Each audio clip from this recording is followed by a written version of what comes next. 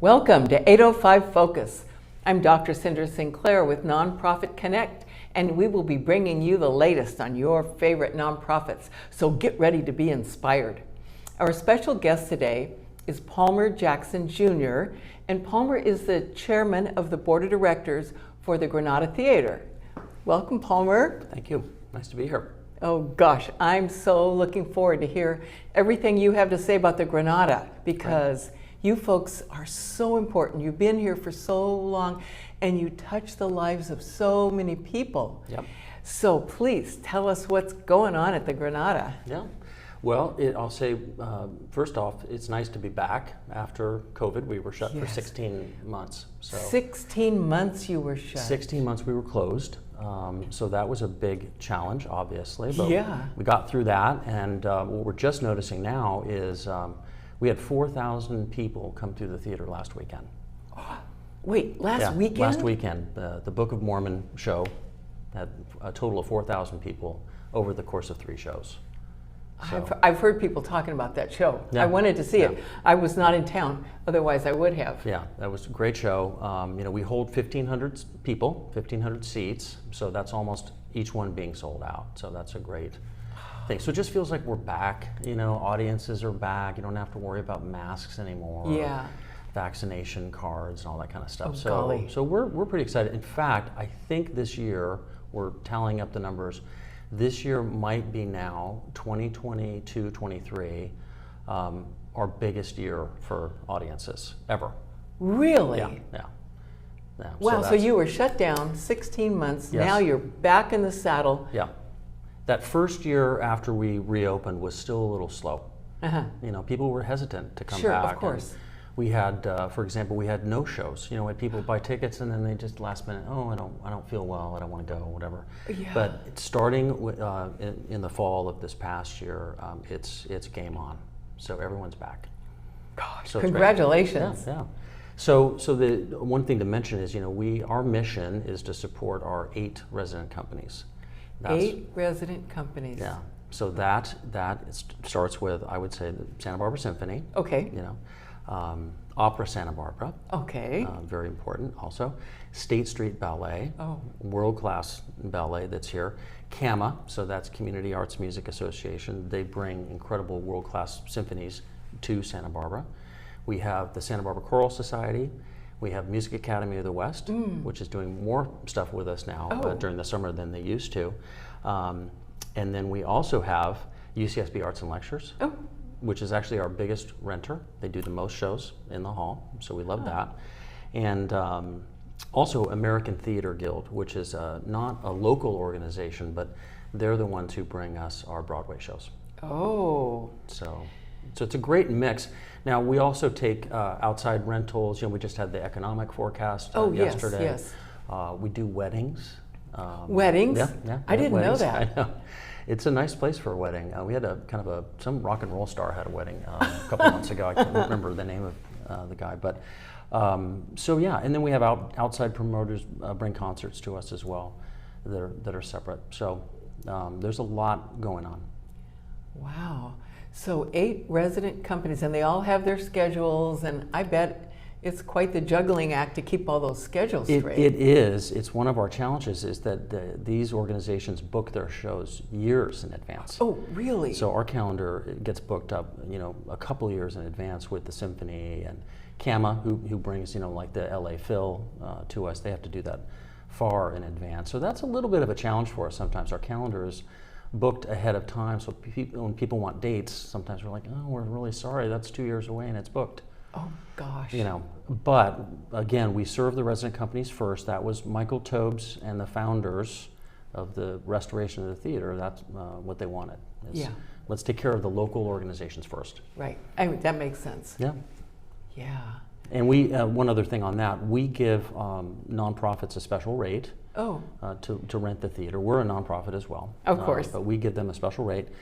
And we specifically for our resident companies, they get an even better rate, a special rate, because they're our resident companies. So, and we also help them with a lot of things, financially, and we help market their shows. We host a type of software that helps our resident companies sell tickets and manage the ticket sales. So those are some of the things that we do. That's important. I bet they're really grateful for that. That Yes. can be Yeah. pretty intense. Yeah, and we provide our ticketing service not only to our resident companies, but also to the Libero Theater, for example, uses our ticketing service. So, so you're getting a feel for the different things that we do.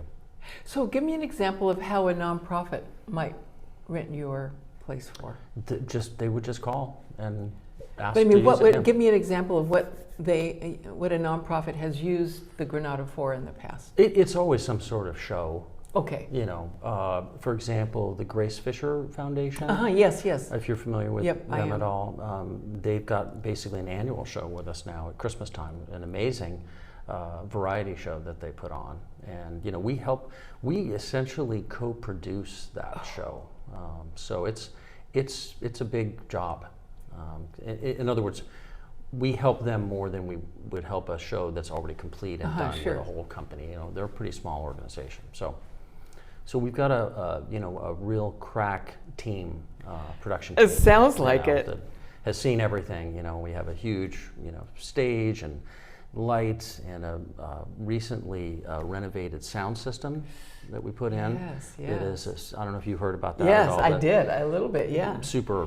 As an audiophile, it's really fun for me because it sounds really good. So, yeah. That's great.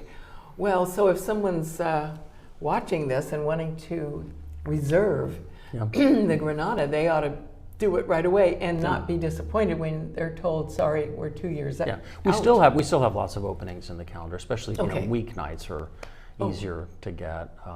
So I think the total number of performances we had last year was something around 70. But for some of those, for example, the opera, they reserve the theater for 10 days because of rehearsals and of set course. design and all Yes, this kind of yes. stuff. So when opera comes in, and they'll be coming in this coming year, we're excited. It's a big deal for us because it's great for us because they rent the theater for quite a few days. And so there's rehearsal days, which are a little bit lower rate, and then there's performance days. And so that's one example. The symphony, for example, just comes in. They're pretty quick. You know, they maybe have one rehearsal, and then they're ready to go.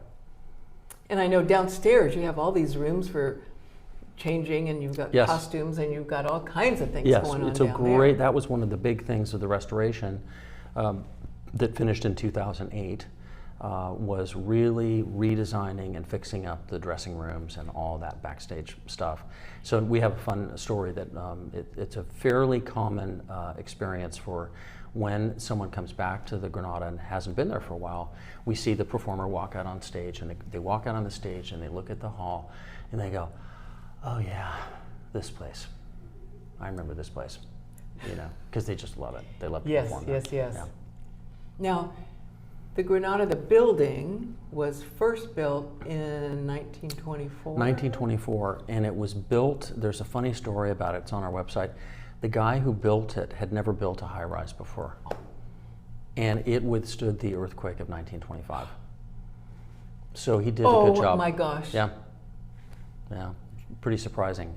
He basically had a book and learned from the book how to make the building, and that's it. So we're having our centennial next spring, 100 years. All right. The Libero Theater just celebrated their 150th, which is awesome. Yes. We can't quite match that, but 100 years is pretty good. I'd say it's pretty good. Yeah. Golly. Okay, so let's talk about some of your favorite shows. Yeah, sure. And the one coming up. You've got one coming up. Yes, would love to talk about that. There are so many great shows and so many different types of shows. One that was pretty special for me as a guitar player was we had Joe Bonamassa a few months ago.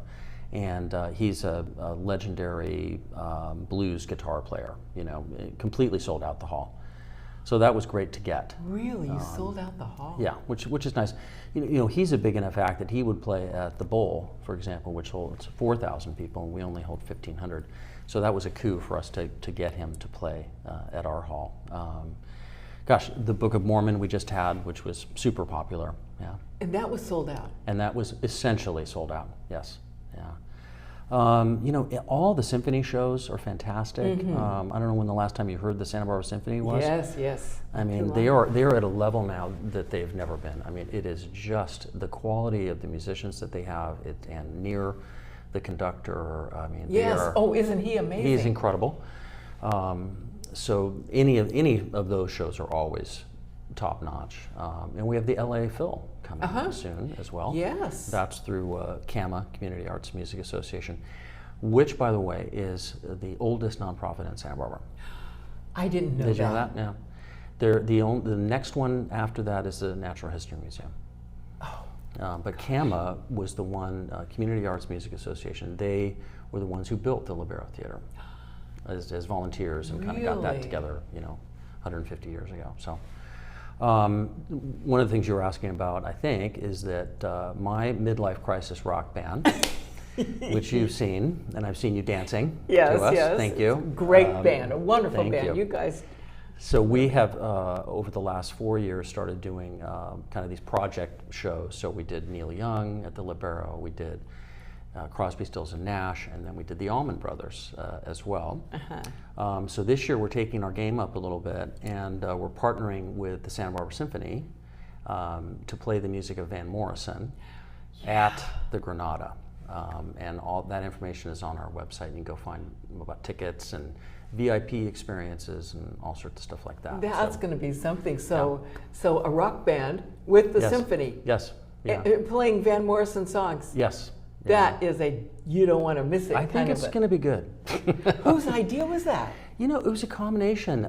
Near came to me. I'm on the board of the symphony. And, okay. And the symphony is looking for interesting new things to do.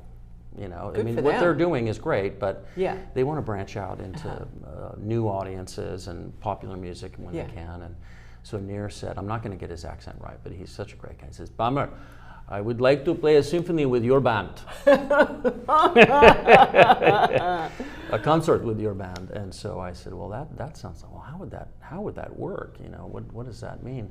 And so we started talking about it, and we were thinking about who would be the next artist that we might focus on for a whole show. And we already play a bunch of Van Morrison songs. Oh, you are? Yes, you do. Yeah, and it's such great music, and the symphony seems to fit with it pretty well, I think. A lot of that music is, some of the ballads are, you know, very, would fit well with strings and horns and all that kind of stuff. So we're looking forward to that. And so it's about 6 months away. We've of course started rehearsing. Of course. But here's, a lot of my friends are saying, well, how does this work? How can you even know how to do that? Yeah. And the short answer is I have a friend who is a arranger and conductor himself, and he will be writing all of the charts for the symphony for this show. And then he will be our coach. So he will be, we're getting together with him in about a month, and he will say, here's how you guys need to do this. Nope, stop, redo that part. You know, okay.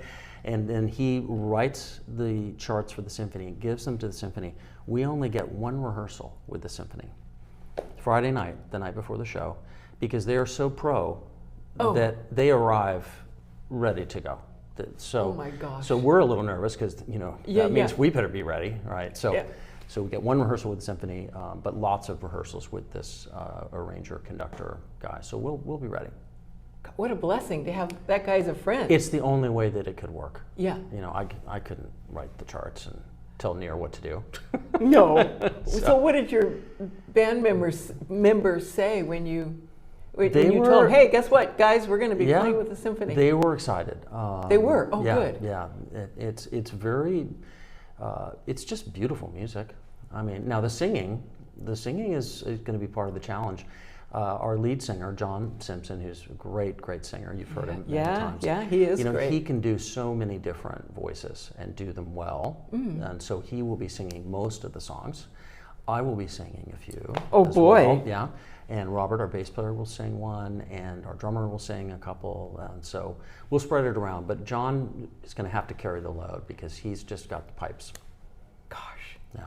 Did you ever think when you were forming the Double Wide Kings that you'd be playing with the symphony? No, no. It's exciting. So it's a big project, so a lot of work to do. 18 songs we'll probably be playing. 18. And so that's a 2-hour show, intermission. But we have a little bit of a track record of doing this now, and we kind of feel like we can do it. So we'll see. I know you can do it. It's going to be fabulous. One of the fun places I saw you, speaking of the Granada, was when we were closed, as you know. We were racking our brains to try to think, how can we do something for the community when the hall is closed? So we had Roar and Pour. Oh yes, Roar and Pour. Which were the concerts right on State Street, right outside our entrance. And we partnered with Opera Santa Barbara. Costis basically was his idea. He said, Palmer, you got to do something. Let me help you with this. So we had almost every week, Thursday nights, we had a band. Yes, it was every Thursday. Yeah. And also the Good Lion Cocktail Bar right there. So yes, that's what yes. Roar Good and Pour. Yeah. They were great because they had tables outside, and so you probably saw some of those. I mean, we had Spencer the Gardener out there. Yes. We had my band. We had the Academy. We had Area 51. Yep. And a couple of the videos, it looked like New Orleans or something. There were so many people out there dancing. So we felt good about helping to make that happen. The Granada staff were the ones who did the sound system, set it all up, and managed it. So that was one of the few good things, during that time period. Yeah, from the pandemic. That was so creative for you guys to do that. Well, fine, we'll just go outside and we'll just play outside. People can dance in the street. Yes. And we were there every Thursday I think night. I saw you every time. You would dance out there dancing. It was good to see. Yeah, that was quite something. So, the Granada just happens to be a 501c3. Yes. And so I bet a person can go on the website and make a financial donation that is tax deductible. Yes, we have, there's a page on the website for you to click on, or you can give us a call or come tour the theater. We love giving theater tours. Oh. Yeah, if you're interested, come and see the backstage and all the dressing rooms, and there's a rehearsal room down there. There's a dance room. I mean, a lot of stuff that you wouldn't see unless you did a tour with us. So we love to do that. So on the website, there's a place to you could just contact us, give you a call. Yeah, or just call us, and especially if you're interested in making a contribution. Yeah, of course, that'd be nice. But we do have a really loyal group of donors. We have a fantastic board of directors, 14 on the board who are all super committed. Yes. We have our annual Legends Gala. I feel like you've probably come to that before. And this year last year we honored my parents as the philanthropist legend. And then we honored Alan Sides, the artist legend who built our new sound system for us. And then, now I have to remember which was the nonprofit that we honored last year. Who was it last year? Because we've done it 6 times now, so I always get a little. State Street Ballet. Oh, that's right. That's right. Yeah, that was for us last year. So this year, in our event in the fall, we're honoring Brooks and Kate Firestone. Oh. That's great. As our philanthropic legends. We are honoring a little bit out of the box this time, not one of our resident companies, but Ensemble Theater Company. Oh, nice. At the New Vic. So they're our institutional honoree. And let's see. And our artist is Fanny Flagg. Oh gosh.